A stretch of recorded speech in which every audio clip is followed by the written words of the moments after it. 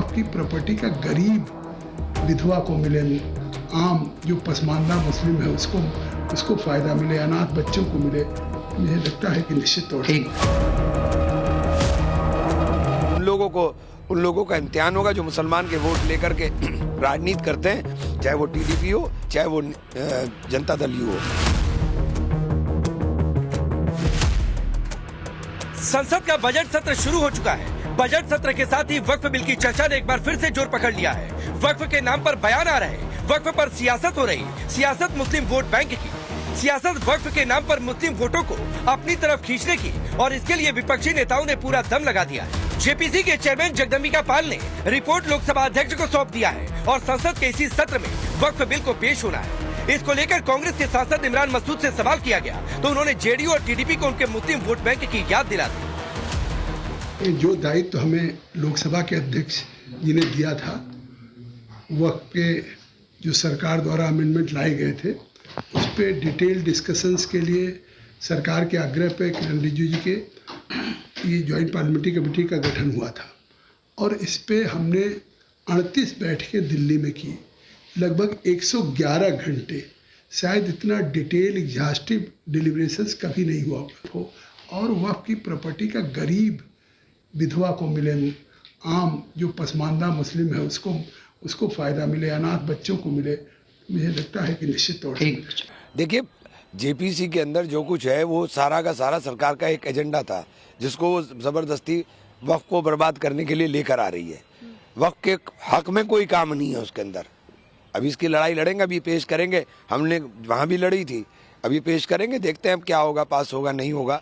और उन लोगों का इम्तिहान होगा जो मुसलमान के वोट लेकर के राजनीति करते हैं, और इतने बड़े मुसलमान के मसले पर अगर ये भाजपा के साथ खड़े रहते हैं तो फिर मुसलमान को भी सोचना पड़ेगा, चाहे वो टीडीपी हो चाहे वो जनता दल यू हो।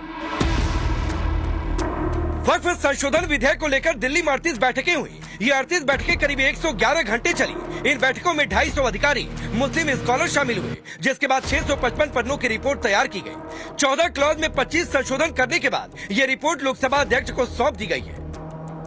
जेपीसी की इन बैठकों में एनडीए के संशोधनों को अपना लिया गया, विपक्ष के संशोधन नकार दिए गए। अब कांग्रेस आरोप लगा रही है कि संशोधन के लिए जो सही तरीका अपनाना था वो नहीं अपनाया गया। जल्दबाजी में रिपोर्ट लोकसभा अध्यक्ष को सौंप दी गई। देखिए, जिस तरह से जेपीसी को चलाया गया, जिस तरह से जेपीसी में जो रियल इश्यूज थे वक्फ के, उसको डिस्कस करना चाहिए था, वो डिस्कस नहीं किए गए। जो प्रोसीजर्स फॉलो करना है रिपोर्ट सबमिट करने में, वो प्रोसीजर्स फॉलो नहीं किए गए। हम बार बार ये कह रहे थे कि स्टेक होल्डर्स की मीटिंग के बाद में, विटनेसेस के डिपोजिशंस के बाद में, उसके सारे मिनट्स हम लोग को देना चाहिए, रिप्लाईज हम लोग को देना चाहिए, और जो आके डिपोजिशन करते हैं वो देना चाहिए हम लोग को। उसके बाद में क्लॉज टू क्लॉज डिस्कशन होना चाहिए। यहाँ पे क्लॉज टू क्लॉज डिस्कशन नहीं हो। विपक्ष मुस्लिम वोटों के तुष्टीकरण के लिए बॉल नीतीश और नायडू के पाले में डाल रहा। ऐसा इसलिए क्योंकि बिल संसद में पेश होने से पहले पीडीपी अध्यक्ष महबूबा मुफ्ती ने नीतीश और नायडू को एक पत्र लिखा है। इस मामले में बीजेपी का साथ नहीं देने की मांग की है। महबूबा ने अपनी चिट्ठी में लिखा, नीतीश जी और नायडू जी, इस बिल में जो संशोधन किए गए हैं वो मुस्लिम समुदाय के हित में नहीं है। आप गंगा जमुनी भाईचारे को मानने वाले लोग रहे हैं। आज एनडीए का सदस्य होने के कारण आपके पास इसे रोकने की क्षमता है। आप इसमें हस्तक्षेप करें और देश के सांप्रदायिक सौहार्द को खत्म होने से बचाएं। महबूबा मुफ्ती की इस चिट्ठी के बाद सवाल ये है कि आखिर जेपीसी संशोधन विधेयक के पास होने से देश का सांप्रदायिक सौहार्द कैसे खत्म होगा? क्या विपक्ष इस मुद्दे को लेकर अब धमकी देने पर उतर आया है? ये सिर्फ मुस्लिम वोट बैंक को अपनी तरफ करने के लिए कहा जा रहा, या फिर इसके पीछे विपक्ष का मकसद कुछ और है? जो आपका मुस्लिम वक्फ बोर्ड होगा उसमें आप नॉन मुस्लिम्स को भी आप मेंबर्स बनाएंगे, जबकि आप हिंदू वाला लॉ जो है या जो सिख अमेंडमेंट जो उनका ये है उसमें उनके रिलीजन के बाहर नहीं आ सकते। लेकिन जो मुस्लिम सेंट्रल वक्फ बोर्ड है उसमें अब नॉन मुस्लिम्स भी इनके साथ होते हैं। तो मुझे लगता है ये एक ऐसी चीज़ है जो होनी नहीं चाहिए, और इसको हम अपोज कर रहे हैं। और दूसरी चीज़, जो जिस तरीके से आज प्रॉपर्टीज़ पे ये कर रहे हैं उस तरीके से कल कलेक्टर डिस्प्यूट में अपना ये कर सकता है। अब कलेक्टर फैसला कर सकता है कि कौन सी प्रॉपर्टी वक्फ ये होगी और कौन सी नहीं होगी। तो मुझे लगता है कि ओवरऑल ये एक बहुत ही नाइंसाफ़ी तरीका है। अब जबकि तय है कि वक्फ की अंधेरगर्दी खत्म होने वाली है, अब जब विपक्ष को लगने लगा है कि वक्फ के काली साम्राज्य का काउंटडाउन शुरू हो चुका है और वक्फ संशोधन विधेयक आज नहीं तो कल संसद से पास हो जाएगा, ऐसे में विपक्ष ने फिर से मुस्लिम वोटों के लिए सियासत शुरू कर दी है, क्योंकि 3 तलाक के बाद नया मोहरा वक्फ के रूप में विपक्ष को मिल गया है, जिसके सहारे वो मुसलमानों को उकसा सके। अब ये तो वक्त बताएगा कि विपक्ष वक्फ पर अपने मंसूबों में सफल हो पाता है या फिर वक्फ बिल को लाकर सरकार वक्फ की हड़पने वाली नीति पर अपना हंटर चलाने में कामयाब हो जाती है। Bureau report, times now Navbharat. चलिए आपने ये रिपोर्ट देखी, आपका परिचय मैं पहले आज के मेहमानों से करवाता हूं। शाजिया इल्मी भारतीय जनता पार्टी के नेता और प्रवक्ता, करण वर्मा पॉलिटिकल एनालिस्ट के तौर पर हमारे साथ जुड़े हैं, जगदीश शर्मा जी कांग्रेस पार्टी के नेता, प्रोफेसर धर्मेंद्र यादव समाजवादी पार्टी के नेता और प्रवक्ता, दानिश कुरैशी है पॉलिटिकल एनालिस्ट के तौर पर। आप सभी का बहुत बहुत स्वागत है। और यहाँ पर प्रयागराज में यहाँ की जनता भी मौजूद है, मैं इनके पास भी आऊंगा, लेकिन उससे पहले एक ओपनिंग रिमार्क्स मैं जरूर ले लेता हूं। जगदीश जी, जेपीसी से बिल पास हो गया, फिर भी दिक्कत है, मुस्लिमों को ज्यादा अधिकार मिल रहा है तो भी दिक्कत है, महिलाओं को अधिकार मिल रहा है तो भी दिक्कत है, और उसमें आप कह रहे हैं कि ये मुस्लिमों के अगेंस्ट में है। इमरान मसूद जो कह रहे हैं। राकेश पांडे जी, सही बात तो है कि बिल लाने का समय देखिए आप। भारतीय जनता पार्टी हमेशा खेल करती है, मैं समझता हूँ। दिल्ली में चुनाव है, कोई हिंदू मुसलमान पे लाकर खड़ा कर देगी, और वक्त पर जब जिस जेपीसी की बात कर रहे हैं उसका मतलब क्या, जब आधे लोग तो सस्पेंड करते हैं, सुने नहीं जाते, बाहर बैठा देते हैं, तो इनकी तो चल रही है भाई, चला रहे हैं दोनों हाथों से। देश देख रहा है कि क्या हो रहा है, मजाक बनाया जा रहा है देश का। आप संविधान का मजाक बना रहे हैं, आप हमेशा हिंदू मुसलमान की बात करते हैं, राम की बात करते हैं, आप कुंभ को दिखा रहे हैं, पर मोदी की गारंटी की बात किसी चुनाव में नहीं। जगदीश जी, 38 मीटिंग्स, सुनिए, 38 मीटिंग्स, 111 घंटे चर्चा, 250 अधिकारी, मुस्लिम स्कॉलर, रिटायर्ड जज, 655 पन्नों की रिपोर्ट, ये आपको मजाक लग रही है? भाई सवाल ये है कि आज ही क्यों थोड़ा और सब्र कर लेते, इतनी जल्दी क्या होती हो, और सबकी तसल्ली करके बिल लाते ना। नहीं, जब मुसलमान भाई नहीं सहमत है तो भी कह रहे थे जगदीश जी कि ये चुनाव है, राम मंदिर वाला फैसला मत दीजिए, चुनाव पर असर पड़ जाएगा, टेबल पे बैठ के समझौते होने की बात होनी चाहिए। उसके लिए मोहर निकलेगा क्या? राकेश भाई, सरकार का दायित्व बनता है जेपीसी की रिपोर्ट अगले 10 साल में तैयार होगी भाई, 10 महीने में नहीं तैयार हो सकती है। आप सुनते नहीं हो राकेश भाई, शुरू हो जाते हो यार। सरकार का दायित्व बनता है, जेपीसी बैठे तो हरामने की तस्वीर, लेकिन आज ही क्यों ले आए? 10 दिन बाद ले आते, 8 तारीख के बाद ले आते, और थोड़ा समय दे देते, जो आवाज उठने नहीं उठती। आज क्या दिक्कत थी? मैं भाई दिक्कत है ना, तो आज क्या दिक्कत थी? 10 दिन बाद भाई देश का मुखिया 5 तारीख को कहते नहीं जाएगा, क्या हो जाता है जो आज नहीं हो रहा है? वोट कैसे डालेंगे? फिर 5 तारीख को गंगा मां में भेज दिया आपने। कहना कि ये खेल चल रहा है, कभी गुफाओं में बैठ जाता, कभी गंगा में बैठ जाता है। अपनी गारें बताइए, क्या होगा देश के हालात बताइए ना आप। तो आपको इस बात से दिक्कत है? महंगाई कम करिए। आपको गंगा नहाने से दिक्कत है? मेरा सवाल आपको कोई गुफाओं में जाता है, इससे दिक्कत है? को प्रधानमंत्री जी को जो इसी बात से दिक्कत है ना जगदीश जी, वो नहीं कर रहे हैं। घुमा फिरा के फिर चुनाव में हिंदू मुसलमान, अब देख लेना कल से शुरू हो जाएगा। 4-5 दिन बचे हैं, हिंदू मुसलमान वक्त वोट देगी, हमने वक्त पास। अब कहीं ना कहीं जनता के मुद्दों से दिल्ली, आप बताइए आपको बीजेपी को वोट क्यों देगा? आपकी पार्टी के नेता, सुनिए ना, आपकी पार्टी के नेता मुस्लिम की बात नहीं कर रहे होते, नीतीश नायडू को संबोधित नहीं कर रहे होते तो नहीं चर्चा हो रही होती भाई। महबूबा मुफ्ती लेटर नहीं लिख रही होती तो नहीं चर्चा हो रही होती। और वो हमेशा देश की जनता तो निकाल दीजिए ना पार्टी में से सबको। हमारा धर्म है। नहीं, आपके नेता है, अच्छी बात है, तो आपकी पार्टी में से फिर सबको निकाल दीजिए, क्योंकि किसी के बोलने का तो कोई मतलब है नहीं आपके हिसाब से। हमारा धर्म है, क्या आप इसको भी खोस लेंगे? आपने आज तक मोदी तो आप सवाल करिए ना। चलिए, अच्छा यहाँ पर लोग हैं, यहाँ से कितने लोग वक्फ के बारे में जानते हैं भाई? हाथ उठाइए, कौन जानता है वक्फ के बारे में? अच्छा ठीक है, वक्फ आपको लगता है कि ये एंटी मुस्लिम है? सर ऐसा तो जो अभी जेपीसी को पास हुआ, इन लोगों को पास कर देना चाहिए जहां तक मुझे लगता है। और एक देश है, एक नियम से चलना चाहिए, बस इसके अलावा। वक्फ विपक्ष कह रहा है कि मुस्लिमों के खिलाफ लाया गया है, मुस्लिम को टारगेट किया जा रहा है। बिल्कुल गलत है, मुस्लिमों के पक्ष में है ये। अगर वो ध्यान से जानेंगे तो जो अनपढ़ बेरोजगार मुस्लिम और महिलाएं हैं उनके लिए एक ये संबल का काम करेगा, उनके लिए स्ट्रेंथ प्रोवाइड करेगा। क्योंकि हंसते रहिए, अभी ऐसे ही हंसिए, अच्छी लग रही है आपकी हंसी जगदीश जी, जनता की राय पर आप लोग हंसिए। चलिए बताइए भाई, आप लोग वक्फ के बारे में जानते हैं? कोई जानता है इधर? वक्फ पर सरकार चाहती है नकेल कसी जाए, अंधेरगर्दी उसकी खत्म की जाए, क्या ये एंटी मुस्लिम है आपके हिसाब से? यस, ये खत्म की जाए। ये कह रहे हैं वक्फ ही खत्म किया जाए, इधर कोई बोलेगा भाई? इधर कोई नहीं बोलेगा। अब ठीक है, शाजिया मैं आपके पास भी आता हूँ। अब बोलिए जगदीश जी, क्या कहेंगे? हंस लीजिए थोड़ा सा और हंसता हूँ तो। भाई मैं तो कहूँगा नेता को अपना धर्म निभाना चाहिए, जिस वादों पर है जनता से सब वो बात करो। आप ये हिंदू मुसलमान राम मंदिर बंद करो, बहुत होगा भाई, लोग परेशान, रुपया गिर गया है। हमारा प्रधानमंत्री राम मंदिर बंद कर दे, धरती में गड़ गया रुपया, क्या करोगे यार? रोजगार नहीं दे पा रही है सरकार, काम नहीं दे पा रही है, लड़ाई मची है, बेचे जा रही है। कहीं ना कहीं भारत से के वादों पर बात करो, नेता का जो धर्म है उसको निभाओ, हम इतना कह रहे हैं। और हम सवाल पूछेंगे, हर मुद्दे पर सवाल पूछेंगे, क्योंकि हमारा धर्म है। शाजी, आप वक्फ का कानून लाकर जेपीसी से संशोधित करवा के आप लोग नेता के नियमों, नेता के धर्म का पालन नहीं कर रही है, उल्लंघन कर रही है, एंटी मुस्लिम है ये।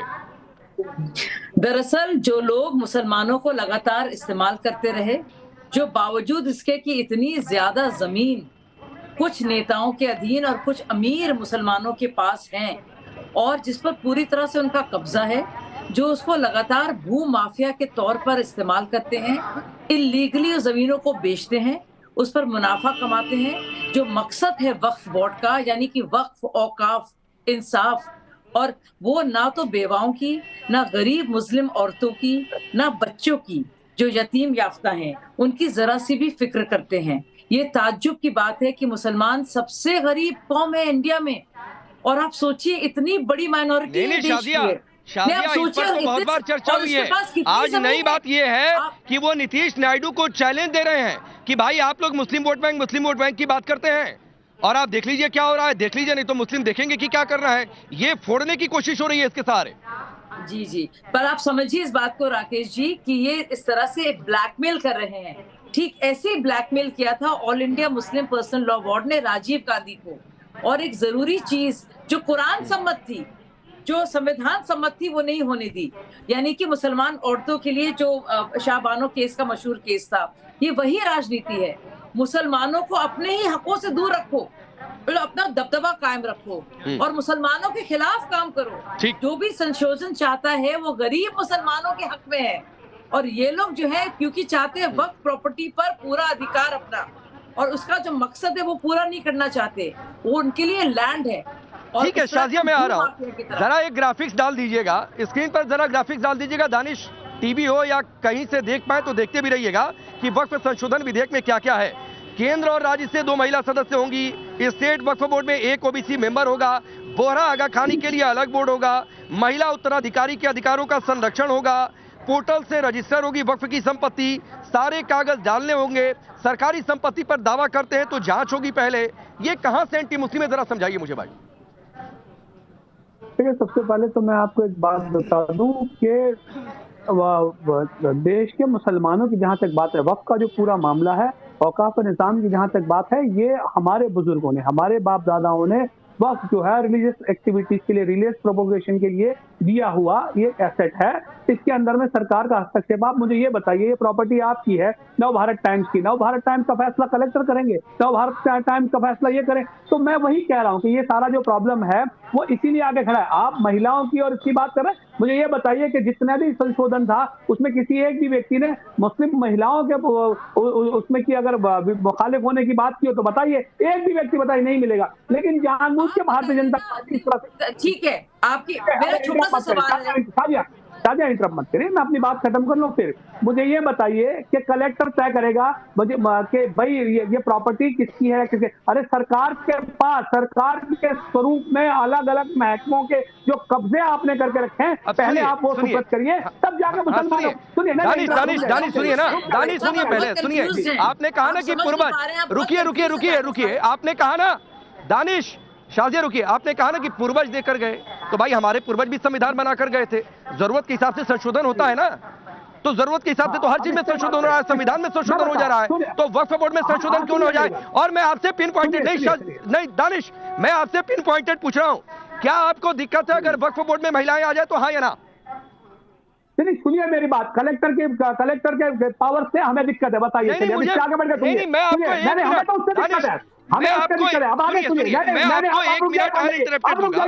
दानिश सुनिए ना भाई, नहीं मैं रुक रहा हूँ, मैं आपको 1 मिनट अनइंटरप्टेड दूंगा, मेरे 2-3 सवाल है, हाँ या ना में जवाब दे दीजिए, फिर 1 मिनट आप ले लीजिएगा। वक्फ बोर्ड में महिलाओं के आने से दिक्कत है, हाँ या ना? महिला के आने से किसी को कोई दिक्कत नहीं है, कलेक्टर के आने से दिक्कत है और वक्फ बोर्ड खत्म करने से दिक्कत है, जो पावर दिक्कत है। अरे रुकिए ना भाई, अब रुक जाइए, रुकिए, मैं आपको दूंगा 1 मिनट, रुक जाइए, मैंने कमिट किया तो दूंगा। ओबीसी के आने से दिक्कत है? हाँ या ना? ओबीसी में कौन, ओबीसी मुसलमान या गैर मुसलमान? हाँ ठीक है, चलिए ठीक है। बोहरा आगा खानी के लिए अलग बोर्ड बनेगा, कोई दिक्कत है? वो ऑलरेडी है, सबके बोहरा आगा खानी ऑलरेडी है। ये बेवकूफ बना रही है वो मोदी सरकार, ऑलरेडी महिला। ठीक है, मेरा एक सवाल और, महिला उत्तराधिकार के अधिकारों का संरक्षण हो जाए, कोई दिक्कत है? बराबर हक मिले, सब चीजें ध्यान में रखी जाए, कोई दिक्कत है?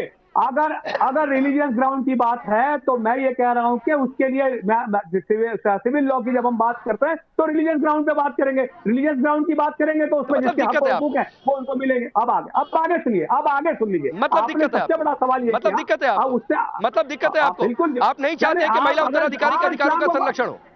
अच्छा, अब मुझे एक सवाल का आप ये जवाब दीजिए, नरेंद्र मोदी तय करेंगे कि इस देश में मुसलमान 5 साल का मुसलमान है या नहीं, उसने नमाज पढ़ी या नहीं करी, वो तय करेगा। वक्फ की प्रॉपर्टी डोनेट करने के लिए, चलिए बताइए। अब आगे सुनिए, मैं आपको तो नमाज पर रोक रही है, सुनिए तो आपके आका तय जाकर नमाज पढ़ेगा, उससे वक्फ बोर्ड आ जाने से रोक लग जाएगी उस पर।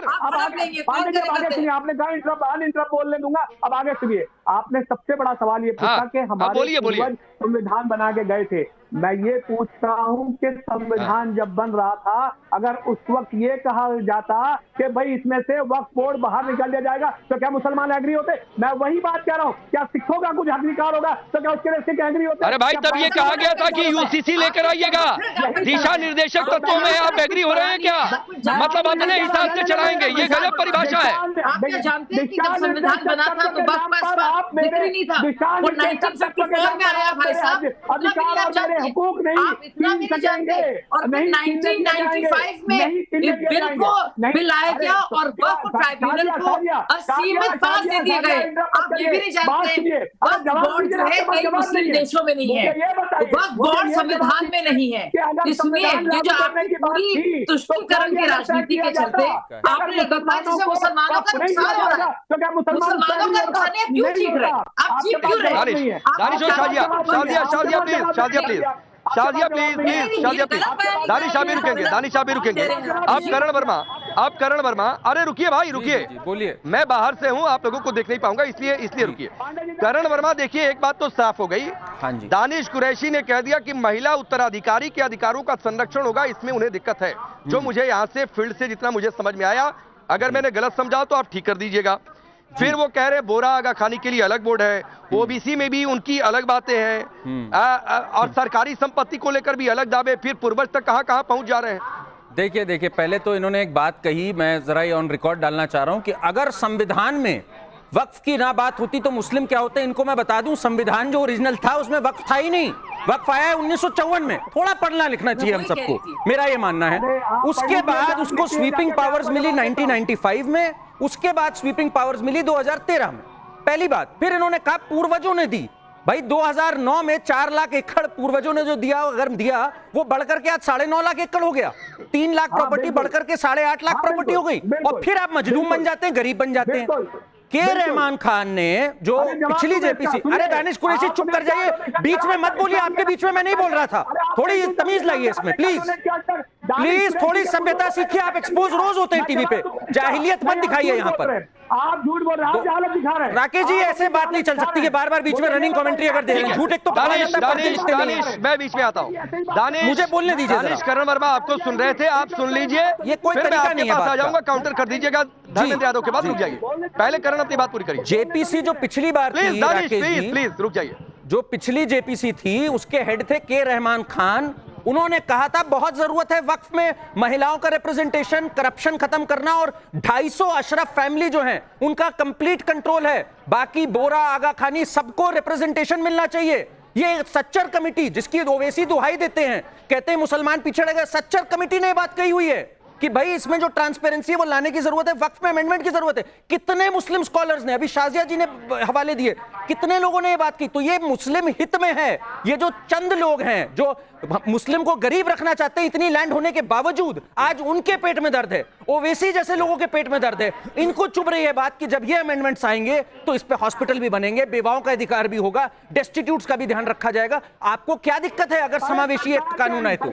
कोई हटाने की बात तो कर नहीं रहा, इसमें अमेंडमेंट्स और ट्रांसपेरेंसी लाने की बात कर रहा है। सरकार के हॉस्पिटल क्या है? अरे कुंभ के अंदर में जो हालात है, हॉस्पिटल का सिचुएशन तो आपके सामने है, बताइए मुझे।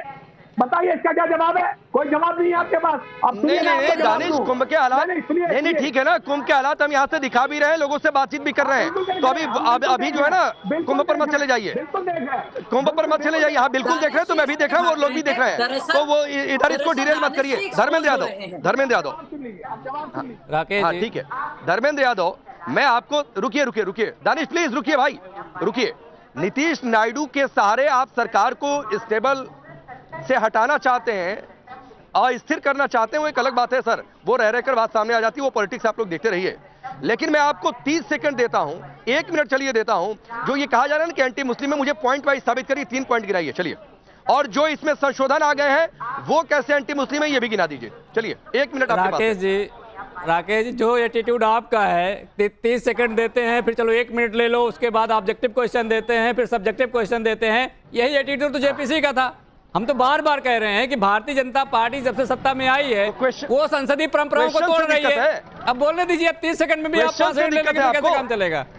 30 सेकंड में 10 सेकंड आप ले लोगे, इसी बच्चे का मैं कह रहा हूं कि भारतीय जनता पार्टी ने हमेशा संसदीय परंपराओं को तोड़ा है। लेकिन ये साबित करिए धर्मेंद्र यादव, अगले 1 मिनट में लीजिए, मैं काउंटर ऑन कर देता हूं, अगले 1 मिनट में साबित करिए। चलिए आपका 1 मिनट अब शुरू होता है, बोलिए। मैं कह रहा हूं कि भारतीय जनता पार्टी ने हमेशा से संसदीय परंपराओं को तोड़ा है। जेपीसी की जो संसदीय परंपरा है वो ये है कि इंक्लूसिवनेस है, समावेशी है। अगर किसी विपक्ष का कोई नेता है, कोई सदस्य है, उसके सुझाव को भी जेपीसी मानती है, कंसीडर करती है। इस वाली जेपीसी ने क्यों कंसीडर नहीं किया, पहली बात। दूसरी बात, हर मीटिंग की मिनट्स ऑफ मीटिंग क्यों नहीं तैयार करी? क्यों? क्योंकि उसके चोर की दाढ़ी में तिनका है। उसे पता है कि पारदर्शी बनाएंगे तो हमारी कमियां लोगों को पता चलेगी। यह भारतीय जनता पार्टी की जो समावेशी की परिभाषा है वो गलत है। तीसरी बात मैं आपसे कहना चाहता हूं कि अगर 655 पन्ने की रिपोर्ट आप सदस्यों को आज दीजिए और बोलिए भैया शाम कल तक जाके आप अपनी रिकमेंडेशन बता दो, तो आप मुझे बताइए, आप इतने विद्वान हैं, 650 पन्ने यानी 655 पन्ने आप पढ़ लोगे शाम तक? या जो इसके अध्यक्ष है, चेयरमैन है कमेटी के जेपीसी के, वो इतने विद्वानों पढ़ लेंगे? वो 5 पन्ने नहीं पढ़ पाएंगे। मैं लिख के बोल रहा हूँ आपको, आपके चैनल पे ऑन रिकॉर्ड बोल रहा हूँ। अगर वो 5 पन्ने पढ़ के शाम तक समझ के रिपोर्ट देते तो बता दीजिए मुझे। इससे पता चलता है कि भारतीय जनता पार्टी जेपीसी की परंपराओं को तोड़ा, लोगों को अंधकार में रखा, पारदर्शिता नहीं रखा और शुचिता पे लगातार सवाल खड़ा होता है जेपीसी के। 1 मिनट हो गया भाई, देखिए 1 मिनट हो गया। अब सुनिए धर्मेंद्र यादव, अरे धर्मेंद्र यादव सुनिए, धर्मेंद्र यादव सुनिए, 1 मिनट हो गया, 1 मिनट से ज्यादा हो गया। अब सुनिए मुझे एक बात बताइए, इस 1 मिनट में मैंने आपको कहा था कि साबित करिए क्लॉज बाय क्लॉज, 2 ही क्लॉज गिनाइए कि ये एंटी मुस्लिम है, ये जेपीसी की परंपरा तोड़ी गई, ये समावेशी नहीं है, इस पर ज्ञान देते रहे, बिना पढ़े आप बता रहे हैं कि एंटी मुस्लिम है, तो पॉलिटिक्स हुई है भाई। अब मैंने आपको कहा था एंटी मुस्लिम साबित करिए, कहिए तो 1 मिनट और देता हूं, लेकिन साबित करिए क्लॉज बाय क्लॉज कि ये कैसे एंटी मुस्लिम है। बिल्कुल बिल्कुल, आप 655 पन्ने का ड्राफ्ट लेके आए, शाम को दिए, बोले सुबेरे तक उस पे शाम तक हमें रिपोर्ट लगानी है, पढ़ के बताइए। आप तो पढ़ के बता सकते हो क्या? यस, तो धर्मेंद्र यादव पहले कहिए कि 655 पढ़ने दो, आप ही जवाब दो ना। आप कहिए कि 655 पन्ने पढ़ने दो, मत कहिए कि एंटी मुस्लिम है, पढ़ने के बाद कहिए। अब सुनिए, पहले मत कहा करिए। अब सुनिए, यही बात मैं कह रहा हूँ। आप तो बीजेपी की तरफ लड़ने लगते हैं। आप बात को सुनिए ना, मैं अगर कुछ गलत कह रहा हूँ उसको आप काउंटर करिए, बीजेपी से पूछवाइए उसको। भारतीय जनता पार्टी की सुचिता यह है, जहां कुंभ में आप खड़े हैं 2700 कैमरे लगाए थे, ड्रोन उड़ रहे थे, एआई बेस्ड कैमरे लगे थे, लेकिन जो आपके भगदड़ की घटना हुई उसमें मौतों का आंकड़ा ठीक है, कल इसी पर चर्चा हुई थी। इनकी सुचिता है, ये इनकी परंपरा है। धर्मेंद्र यादव भागिए नहीं सवाल से, धर्मेंद्र यादव भागिए नहीं सवाल से। कल कुंभ में सुनिए भाई, कल और परसों इसी बात पर धर्मेंद्र यादव चर्चा हुई थी। धर्मेंद्र यादव सुनिए, कल और परसों इसी बात पर चर्चा हुई थी कि हादसा कैसे हो गया, लोग कैसे मर गए, कौन जिम्मेदार है। आपकी पार्टी के प्रवक्ता थे, उन्होंने अपनी बातें रखी, बीजेपी ने अपनी बात रखी। तो अभी जो सवाल पूछ रहा हूँ बताइए, 655 पन्ने बिना पढ़े आप कहेंगे एंटी मुस्लिम है, तो ये पॉलिटिक्स हुई, ये तुष्टीकरण हुआ। 10 सेकंड, संभल में 5 लोगों की मौत हुई, डिबेट चली 5 महीने तक, अभी आगे भी 5 महीने चलेगी। 30 आदमियों की ऑफिशियल मौत हुई। इस पर भी चलेगी, 2 दिन में क्यों आपने डिबेट खत्म कर दिया? इस पर भी चलेगी। सनातन से आपको प्रेम नहीं है क्या? बिल्कुल डिबेट नहीं बंद की है, बिल्कुल डिबेट नहीं बंद की है धर्मेंद्र यादव, बिल्कुल डिबेट नहीं बंद की है, यही ग्राउंड पर हूँ।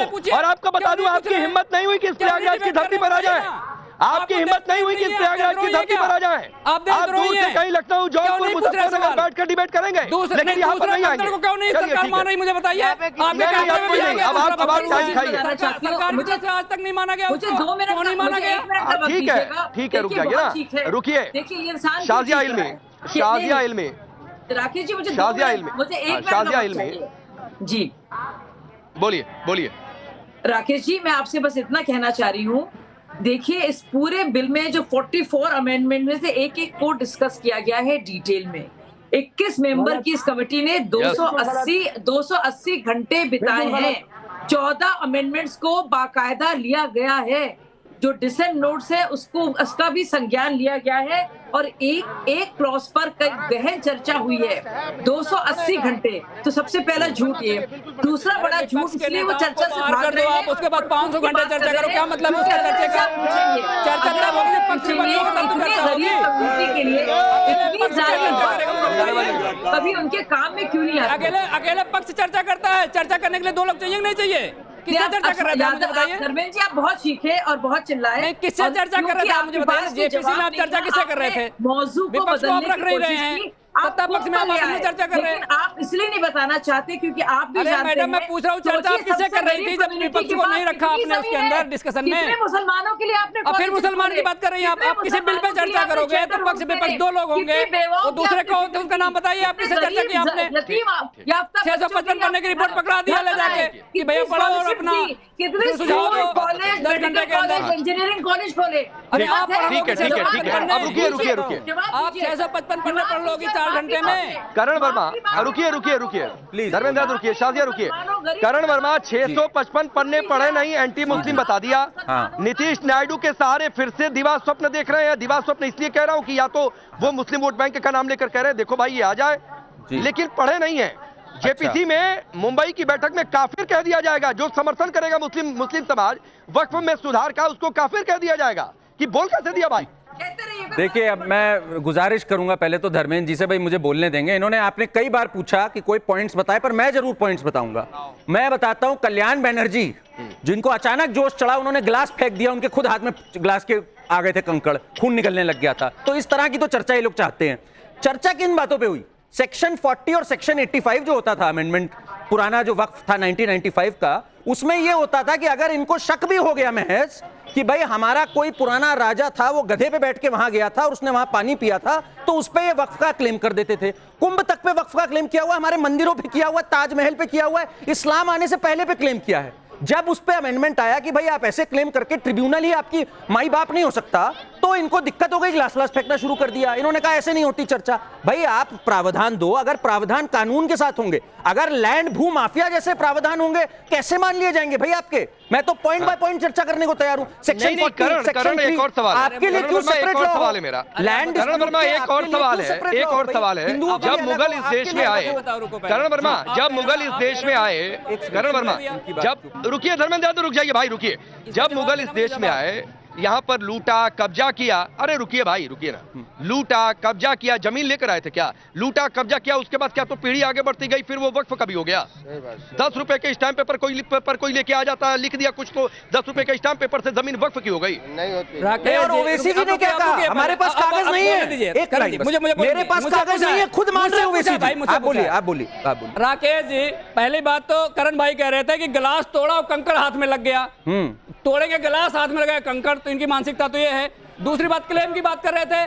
कुंभ पे कौन क्लेम किया मुझे बताइए? कुंभ पे किस वक्फ बोर्ड के सदस्य ने क्लेम किया? किस वक्फ बोर्ड के जिला अध्यक्ष ने क्लेम किया? किसने जो है केंद्रीय कमेटी ने आपका क्लेम किया? आप नाम बताइए। हवा में कोई भी क्लेम कर देगा। सुनिए मेरी बात। धर्मेंद्र यादव सुनिए, मैंने आज सबसे ये कहा कि कम से कम ऐसा करिए कि पॉइंट वाइज क्लॉज वाइज बता दीजिए कि भाई एंटी मुस्लिम क्या है। नीतीश नायडू के सारे आप अपनी पॉलिटिक्स साधना चाहते हैं तो उसका ग्राउंड भी बता दीजिए। 655 पन्ना पढ़ेंगे नहीं, लेकिन 655 घंटे चिल्लाएंगे कि भाई ये एंटी मुस्लिम है, तो सर पहले पढ़ लीजिए, बोल दीजिए कि बिल मिला ही नहीं। और फिर जेपीसी की मीटिंग में चर्चा क्या हो रही थी? चर्चा इसी क्लॉज पर हो रही थी ना, तो आपकी पार्टी के जो मेंबर थे जाकर पूछिए क्या चर्चा हुई है। चलिए वक्त इतना ही है। आप सबका बहुत बहुत शुक्रिया। रुकेंगे ब्रेक के लिए।